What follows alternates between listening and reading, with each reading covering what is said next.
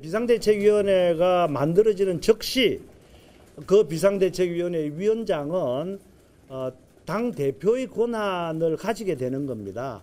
그렇기 때문에 자동적으로 이준석 대표도 제명이 된다라고 할까요? 어쨌든 해임이 되는 거죠. 네. 이렇게 간접적인 방식으로 당대표를 해임하는 선례를 남기면 이것은 정당 민주주의에 있어서 절차적으로 심대한 오류가 생길 것이고, 지금 우리에게 필요한 것은 당의 지도체제, 이 리더십을 정상화시키는 것이 급선무다. 예. 특히 지금 집권당이 임기 초기 지금 얼마 되었다고 벌써 비대위를 구성해서 간다는, 아니 비정상적 사태를 계속해서 끌고 간다. 그건 말이 안 되는 거 아니겠습니까? 경선은 해봐야 알죠. 어떤 이변이 생길지. 네. 예, 특히 전국 순회 경선이기 때문에 좀 많은 변수가 숨어 있다고 보고요. 경선은 경선이기 때문에 좀 지켜봐야 될 것 같습니다. 구도는 현재 그 세 분의 후보로 압축돼 있기 때문에 네. 구도는 이제 이 구도는 바뀌지 않을 거라고 보거든요. 그래서 단일화는 안 될 것이다. 단일화는 아마 안 될 겁니다. 네, 한 주간의 여론 짚어보겠습니다. 배종찬 인사이트 K 소장, 이은영 휴먼앤데이터 수장 나오셨습니다. 어서 오십시오. 네, 안녕하십니까.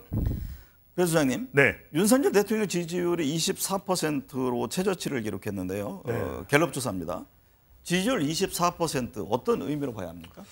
점입 가경 속수무책으로 봐야 되겠죠. 네. 그러니까 직전 조사가 28%였는데 4%포인트 더 내려간 결정적 원인은 만 5세 치약 연령이거든요. 그러니까 대통령은 휴가지만 국정수행 지지율은 휴가가 없습니다. 네. 대통령의 국정수행에 대한 평가는 휴가가 없습니다. 뭐 낸시 펠로시 미국 하원 의장과의 만남이 또 삐그덕거렸던 부분들, 뭐 이런 부분도 지적되지만 가장 큰 이유는 20대, 30대, 40대 네. 학부모들의 마음을 이탈시키게 만들었던, 또 젊은 세대들의 마음을 이탈시키게 만들었던 만 5세 취약 연령이 가장 큰 이유로 네. 꼽을 수가 있겠고, 결국은 25% 미만으로 대통령의 지지율이 내려가면 국정 동력, 국정 운영 마비 상태라고 봐야 됩니다. 네.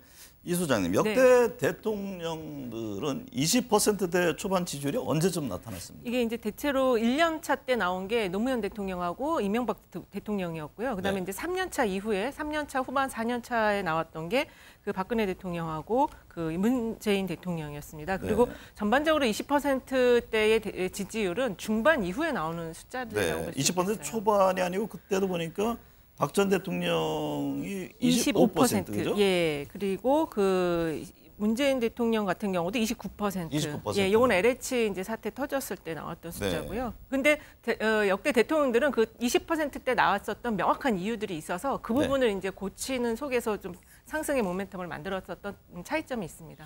그렇다면요, 그 당시 그런 위기 있을 때 이 지지율을 돌파하는, 상승시키기 위한 어떤 전략들이 있었습니까? 일단은 이제 그게 정책의 문제였다면은 그 경쟁당 상대당과의 어떤 통합적인 과제를 제시를 하면서 그리고 또 분위기를 인적 쇄신을 통한 분위기를 바꿔 나가면서 이제 반등의 기회를 만들고 그 어떤 모멘텀이 되는 그 계기들은 또 다 잘 살려서 통합적인 메시지를 냈다 이렇게 볼 수 있겠습니다. 네. 윤 대통령 지지율이 계속해서 하락세를 이어갈 것인지. 정말 20%대로 고착화될 것인지 아니면은 내일 출근을 계기로 메시지에 따라서 상승으로 갈 것인지 이게 굉장히 중요한 건 아닙니까? 그렇죠. 어떻게 보세요? 조건이 붙을 수밖에 없는데 대통령의 태도, 스타일, 인식이 바뀌지 않으면 더 내려갈 수도 있다고 봐야 되겠죠. 실제 이명박 전 대통령도 그렇고 노무현 전 대통령도 그렇고 가장 국정 운영 상태가 안 좋았을 때는 10%대까지 내려가거든요. 그렇게 되면 국정 운영이 사실상 불가능한 상태가 됩니다. 그런데 앞서 이은영 소장께서도 말씀하셨지만 역대 정권이 이런 위기에 몰렸을 때 가장 중요한 건 중도층을 끌어올려야죠. 중도층을 끌어올리기 위해서는 태세 전환입니다. 무엇보다도 지금 발생하고 있는 낮은 지지율의 원인은 사람에 있는 거거든요. 리경호, 이준석입니다. 그다음에 경찰입니다. 사람이죠. 만 5세 취향, 5세도 사람입니다. 자, 김건희 여사 사람입니다. 낸시 펠로시 사람이죠. 그러니까 어떻게 보실지 모르지만 결국 사람에 대한 태도입니다. 네. 사람에 대한 태도를 어떻게 하느냐에 따라서 대통령의 지지율이 확 바뀔 수가 있는 거죠. 네. 그래, 아내인 김건희 여사에 대해서는 그 태도를 바꾸면 확 그렇죠. 바뀝니까? 그럼요. 지지율 좀 높아질 때까지는 네. 좀 노출하지 말자고. 네. 이준석 대표에 대해서는 문자 미안한데 함께 한번 잘해볼 수도 있는 거 아니야? 네. 우리 소맥 한번 더 하지. 네. 바뀔 수가 있는 거죠. 네. 결국에는 끌어안고 화합의 메시지를 던지고 또 어떤 인적의 부분에 있어서 변화를 줄 필요가 있다 이런 지적이신데 이 소장님 연령대를 보면요 70대를 뺀 전 연령에서 윤석열 대통령에 대한 부정평가가 높은 것으로 나왔습니다. 예, 일단은 그 70대 이상은 아무래도 이제 아직까지는 긍정이 42% 이게 갤럽 조사 기준인데요. 근데 그 이하는 다 지금 굉장히 상태가 안 좋아요. 30, 40대는 지금 10%대로 나와 있고, 근데 이제 70대 이상은 아무래도 이제 국가를 걱정하고 후손을 걱정하는 의미에서 대통령에게 조금 더 힘을 실어주자 이런 의미가 반영되어 있는 것 같고요. 이제 이 70대 이하층에서는 다 그 연령대에 맞게 각자의 다 이유가 있는 것 같습니다. 네. 특히 아까 말씀드린 30, 40대는 부정평가가 지금 80%가 넘어요. 네. 그래서 이 부분에 있어서는 반드시 이번에 이제 월요일 날 어떤 대책을 내실 때 반영을 해주셔야 된다. 이렇게 네. 말씀드리겠습니다. 배 소장님, 네. 30대, 40대 지지율이 크게 하락을 했는데 그렇습니다. 앞서도 잠시 언급을 하셨습니다만 만 5세 초등학교 입학 추진 정책도 영향을 준 겁니까? 이 정책이 발표됐을 때 어떤 탄생이 터졌냐면 맙소사. 네, 맙소사. 예, 소사 맙소사. 네. 그건 무슨 이야기냐면 정말 아니겠지. 네. 심지어는 어떤 이는 오늘 만우절이야 이랬단 말이에요. 네. 그 이야기는 믿기지가 않는 겁니다. 네. 왜냐하면 정책이라고 하는 것은 과정을 거쳐야 되는 일정한 과정이 있는 것이 이 공식이거든요. 첫 번째로는 의견을 수렴합니다. 네. 두 번째로는 이해 공감을 합니다. 왜? 네. 이해관계가 다를 수 있기 때문에. 세 번째는 그때야 시행 추진을 하는 건데 시행 추진을 발표해버린 거죠. 네. 그러니까 두 단계를 띄고 설마 아니겠지 이런 반응이 나와서 맙소사라고 그랬단 말이에요. 네. 그러면 5세, 6세 앞으로 5세, 6세가 될 학부모의 연령이 어떤 연령대냐? 네. 30대, 40대입니다. 그런데 더군다나 40대는 지금 민주당 지지 성향이 강한 이 세대이기 때문에 특히 30대는 이준석 대표권도 있고 잘 지켜야 되거든요. 네. 그런데 이준석 대표 문제도 지금 문자 파동이 해결이 안 됐는데 느닷없이 뜬금없이 만 5세 취약 연령을 발표해버리니까 나오는 세 글자죠. 맙소사. 네. 진짜 만우절이라고 생각했던 분들이 있습니까? 있다고 합니다. 네. 이은영 소장님, 네. 보수층에서도요 지지율이 이게 데드크로스가 발생한 것이 눈에 뜨는데 이게 참 여당과 대통령 입장에서는 답답할 겁니다. 그렇습니다. 이제 이 지지층이 사실 사라지는 그런 그렇죠. 형국이잖아요. 예, 그렇습니다. 이 보수층이라고 하는 곳은 역시 이제 영남권과 그다음에 이제 60대, 50대 여기 층을 말할 수 있겠는데요. 네. 근데 지금 이 문제는 그러니까 지지층이 사라진다라는 거에는 이미 지지층이 답안지를 줬어요. 이 답안지대로 빨리 좀 바꿔달라. 그런데 그걸 지금 학생이 제출을 안 하고 있는 상황이고, 그다음에 이제 역대 대통령들의 공약 이행률을 보면 전반적으로 시도지사보다는 공약 이행률이 떨어지거든요. 그래서 대통령은 갈등 과제를 지금 같이 임기 초에 꼭 해결할 거 하나만 제시하고 나머지는 좀 후순위로 미뤄야 됩니다. 근데 이제 그거를 자꾸만 여러 가지 갈등 과제들이 한꺼번에 터져 나오니까 이 보수층에서도 너무 피곤하다 이렇게 되고 있는 것이죠. 지금 이제 낸시 펠로시 하원의장 방한 기간 동안 또 의전이라든가 대통령이 왜 직접 안 만났느냐 이 보수 진영 안에서도 논란이 있었잖아요. 그리고 그렇죠.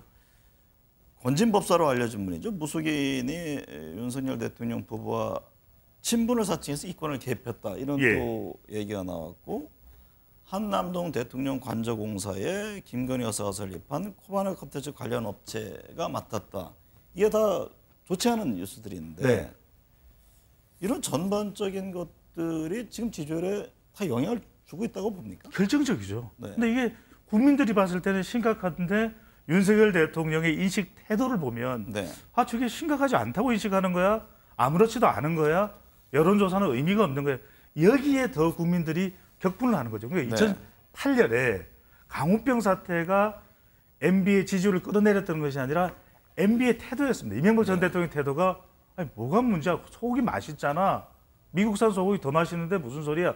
근데 그 당시에 컨테이너를 2개 쌓아 올렸던 그 명박산성의 불통이 지지율을 10%대까지 끌어내렸던 것이거든요. 지금도 지금 대통령의 지지율에 가장 크게 영향을 주는 건 뭐냐? 무속이다, 낸시 펠로시 왜 안 만났느냐, 또 건진법사, 또 용화대가 대통령실 네. 관저, 리모델링 이거 왜 사적인 수주 의혹이 있느냐? 네. 이 모든 게 두 가지입니다. 네. 하나는 시소, 하나는 시스템, 하나는 또 하나는 소통이거든요. 네. 그러니까 시스템적으로 운영하면 과학적인 겁니다. 네. 과학은 무속을 물리쳐요. 그러면 지금 30대, 40대가 이보다 더 추락할 일은 없는 겁니다. 또 하나 소통인 거죠. 지금 정책도 그렇고 왜 경찰을 상대로 해서 그냥 더 설득을 하면 되는 거죠. 네. 경찰국 설치를 이런 일에 의해서 해야 돼요. 이러는데 하나에 12.12 쿠데타야 이래버리니까 격앙할 수밖에 없는 다 사람 문제거든요. 그리고 네. 시소 현상, 시스템과 소통으로 가면 과학이 되고 불통을 소통으로 전환시킬 수 있기 때문에 네. 획기적인 변화가 일어날 수가 있는 것이죠. 김건희 여사의 외부 활동에 대해서요. 네. 제약을 둬야 한다는 의견이 80%를 육박했다고 하는데 예. 이 점은 어떻게 읽어야 합니까? 일단은 이게 지금 여론조사 공정이 지난 2일 날 한 조사에서 대통령 부인의 활동 범위에 대한 조사 결과였어요. 네. 근데 이게 이제 공식적 행사에 한정하라가 39.6%, 아예 그냥 조용한 내절해라가 39.2%였는데 네. 지금 사실 좀 전에 앵커님께서 말씀하신 것처럼 이 사적 발주 문제가 지금 24%는 충분히 반영이 안 됐거든요. 네. 그러니까 이 여사님과 관련한 이런 그 발주라든지 채용이라든지 이런 부분이 상당히 지금 국민들이 그 이전 정부에서의 최사원 씨, 즉 최순실 씨와의 사건과 연결시켜서 보는 흐름이 있기 때문에 대통령께서 내일 나오시면은 이 이부속실 설치에 대한 부분이 반드시 좀 제도적 과제로 말씀을 해주셔야지 그렇지 않으면 이거는 굉장히 앞으로 큰 화근이 될 수 있는 요소다 이렇게 말씀드릴 수 있겠습니다. 이 말씀을 꼭 드리고 싶은 것이 대통령실도 이미 파악을 하고 있었거든요. 이런저런. 네. 그러니까 윤석열 대통령이 공약을 바꾸는 것에 대한 우려 때문에 이 부속실을 설치하지 않느냐. 바꿔도 됩니다. 네. 이런 여론조사 데이터들을 분석을 해보면 윤석열 대통령이 제2부속실 설치한다고 해서 지지율 더 안 내려가요. 네. 이 부분만큼은 안심하고 설치를 하고 또 김건희 여사의 활동 범위를 좀 설정을 해놓고 네. 또 정교하게 소통할 수 있는 이것을 지원해 줄 수 있는 인력이 있으면 되거든요. 그러니까 핵심은 이겁니다. 지금은 김건희 여사와 관련돼서 어떤 내용, 논문이 됐거나 정조 대왕암 진수식이 됐거나 아니면 휴가가 됐거나 어쨌거나 다 부정적으로 여파가 미칩니다. 네. 빅데이터 분석을 해보면 자 우선 기준을 이렇게 두면 됩니다. 윤석열 대통령이 김건희 여사를 설득해서 지지율이 55%를 넘기기 전까지는 활동을 최대한 노출을 하지 말자. 네. 자제하자. 이것이 지금 국정 운영에는 훨씬 더 그러니까 김건희 여사가 잘했다 잘못했다가 아니에요. 이것이 훨씬 더 효과적이라는 것이죠. 네, 짧게 하나만 덧붙이면 이 사적 발주와 관련한 히림 건축이 업계에서는 전문성 있는 중소업체인데 네. 이 업체가 그 건진법사가 만든 재단에 그 1억이라는 걸 후원을 했다라는 부분이 지금 상당히 좀 휘발성 있는 내용이라고 볼 수 있을 것 같습니다. 네. 국민의힘 당내 상황도 지금 굉장히 혼란스럽잖아요. 네. 이준석 당대표 복귀가 불가능하게 됐고 이준석 대표는 법정 대응하겠다 이런 입장을 내고 있는데 이게 앞으로 전체적인 당뿐만 아니라 대통령 지지율 추이에도 영향을 주지 않겠습니까? 어떻게 계속, 전개되느냐에 따라서. 예, 계속 영향을 줄 수밖에 없고 네. 지금 정운가 뱅크에서 정말 중요한 질문을 하셨습니다. 어떻게 전개되느냐에 따라서 바뀌면 좋겠는데 네. 아무도 지금 해답을 못 가지고 있는 거. 심지어는 국민의힘에서 나온 전현직 의원들조차도 해법을 못 찾는. 그 핵심이 뭐냐면 지금 이준석 대표가 당에서 내쳐진 상태에서도 국민 여론을 보면은 오히려 더불어민주당 지지층 또 중도층을 여기서 중요한 건 중도층입니다. 중도층은 아니 이준석이 당대표로 적합해요 이렇게 이야기를 하고 있거든요. 네. 그러면 비대위를 가서 또는 전당대회를 통해서 자기 당대표가 결정되면 자 법적인 절차부터 따져 물을 겁니다. 이거 잘못됐어요. 가처분 신청을 이준석 대표가 요구하면 동정 여론은 또 결과가 어떻든 간에 더 생길 수밖에 없는 것이고 두 번째로 누가 비대위원장이 되든 비대위원이 되든 누가 자기 당대표가 되든 이준석 대표 문제 해결할 수 있습니까? 네. 해결이 어렵다라는 겁니다. 그러니까 네. 결국 이 문제를 해결할 수 있는 사람 많이들 궁금하고 저는 윤석열 대통령이 또 풀어야 됩니다. 네. 민주당 얘기 좀 해보겠습니다. 그 당대표 후보로 예상됐던 이재명 의원이 뭐 1차 권리당원 투표 결과입니다만 압승을 했습니다. 74.81%인데 향후 표심 어떻게 읽고 계세요? 일단은 이제 이변은 없었다라는 걸로 요약할 수 있고요. 네. 그다음에 이제 어저께가 이제 강원, 대구, 경북 지역이었는데 이제 오늘 하는 곳은 인천하고 그다음에 제주 지역입니다. 네. 인천 지역은 어떻게 보면 이재명 후보의 안방 지역이기 때문에 이 지금 70%가 넘는 그 흐름은 이어질 걸로 보고요. 왜 이렇게 압도적인 표차로 지금 이재명 후보를 지지하고 있느냐? 이거는 그 대통령의 낮은 지지율과 함께 그 여권의 분열 두 가지 현상이 같이 지금 접목되어 있어서 네. 민주당의 당원과 지지자들은 현재 과제에 우리 집중해서 어쨌든 당이 결집을 하자. 그리고 그 결집의 주축은 이재명 후보가 돼야 된다. 이런 판단을 하는 것 같습니다. 여기서 핵심은 이 부분 같습니다. 데이터로 분석을 해보면은 꾸준히 박용진 후보가 당대표 여론조사에서는 2위 정도를 차지하는데 그 수치에서 못 벗어납니다. 그건 또 어디까지나 더불어민주당 지지층이 아닌 국민의힘 지지층이나 중도층의 응원을 받아서 박용진 후보의 경쟁력이 나오는 것이거든요. 네. 핵심은 이 결과를 보면 어대명이 아니라 이제는 확대명입니다. 네. 확실히 대표는 이재명이거든요. 그러면 박용진 후보가 해야 될 일은 자 대선이 있으면 후보로 나가고 전당대회에 있으면 당대표 후보로 나가고 이럴 게 아니라 박용진 후보는 지금 뭘 해야 되냐면 사람을 모아야 됩니다. 네. 결국 윤석열 대통령도 사람과 관련돼서 지지율이 하락하듯이 박용진 후보가 그걸 뭐 지금 3, 4% 지지율이 나오는 강훈식 후보에게까지 기대하기는 어렵지만 박용진 후보는 본인이 당대표가 될 걸 지금 전력 투구를 할 게 아니라 당내에서 어떻게든 박용진 후보를 함께 할 사람들, 따라올 사람들, 동지들을 더 한 명이라도 더 만드는 것이 중요해 보입니다. 네.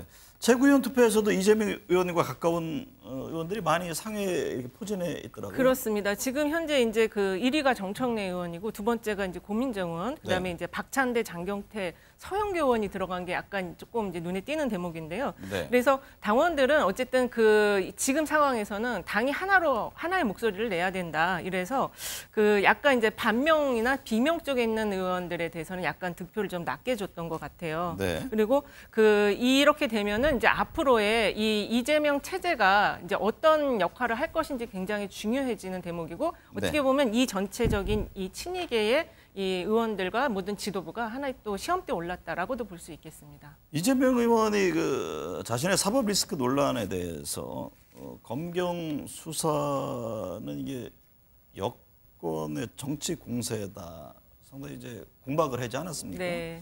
국회 문란 행위 이런 표현까지 했는데. 그렇죠. 이 점은 어떻게 봐야 합니까? 전당대회 영향도도 있다고 봅니까?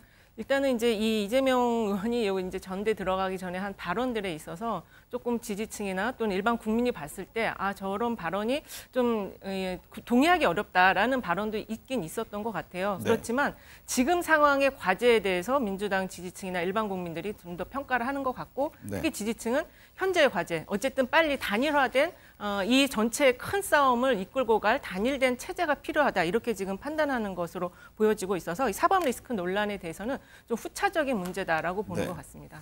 배 주장님, 네. 민주당이 전당대회를 마친 뒤에 이 컨벤션 효과를 기대해 볼 수 있을까요? 그럴 수도 있고 그렇지 않을 수도 있는데 저는 그렇지 않을 가능성이 더 있을 수도 있다고 봅니다. 네. 왜냐하면은 지금 국민의힘에서는 대통령 지지율을 어떻게 올려, 당을 어떻게 수습해 하는 데 대해서 일치하는 의견이 하나 있습니다. 이재명 의원이 당대표가 되면 그러니까 이재명 의원이 당대표가 되면 이재명 의원이 당대표가 되는 게 문제다. 이렇게 되면 윤명대첩 3라운드로 간다. 그러면 이준석 대표와 관련된 이 논란도 후순위로 밀릴 수밖에 없고 당은 어쨌거나 저쨌거나 전쟁이기 때문에 똘똘 뭉칠 수밖에 없다. 그렇게 되면 중도층이 갈릴 수밖에 없거든요. 지금 더불어민주당의 지지율이 고공행진급 상승했던 최근의 이유는 큰 이유로는 여당복, 여당이 제대로 구실을 못하니까 이 반사이익을 얻는 것이 크다고 봐야 되겠죠. 그 다음에 이제 전당대회에 따른 결집 효과 이걸로 본다면은 오히려 저는 이게 이제 정면 대결로 맞붙게 되는 8월 29일부터의 상황은 오히려 더불어민주당 지지율도 조금은 영향을 받을 수 있을 걸로 보입니다. 근데 그거는 이제 여권의 희망사항 아닐까요? 희망사항이기도 합니다. 굳이 그렇게 대척점을 된다라는 보장은 없습니다. 된다라는 보장은 없습니다. 어쨌든 정권을 잡았단 말이에요. 집권 여당과 정부가 해야 될 몫과 역할에 대한 이제 평가 쪽으로 이미 국민들의 기대는 쏠려 있는 것 아닌가 이런 또 지적을 하는 분들이 있잖아요. 그렇습니다. 네. 그 지금 보면은 이 컨벤션 효과 있을 수도 있고 없을 수도 있다고 말씀하셨는데 지금 선 반영이 되고 있다고 볼 수 있고요. 네. 그리고 이제 그 앞으로 이제 민주당의 선택이라는 거는 이준석 후보도 명예로운 결과를 택할 것이냐 후회 없는 결과를 택할 것이라는 이제 화두를 던졌는데 요거는 여당, 야당, 대통령 다 해당되는 얘기인 것 같아요. 그래서 네. 후회 없는 결과를 선택하기 위해서 무엇을 지금 최우선 과제로 설정해야 될 것인가 여기와 관련이 되어 있는 것 같습니다. 향후 전국을 가늠할 수 있는 변수들이 과연 뭐가 될지 제가 마지막으로 질문을 드려보려고 합니다. 뭐 여권에 여러 가지 이제 쇄신 움직임이 있을 테고 민주당의 그 당대표 경선이라든가 지도부, 뭐 8.15 특사를 얘기하는 분들도 있고, 뭐 검경 수사의 관건, 개헌 문제를 또 지적을 합니다. 두 분은 어떻게 보세요?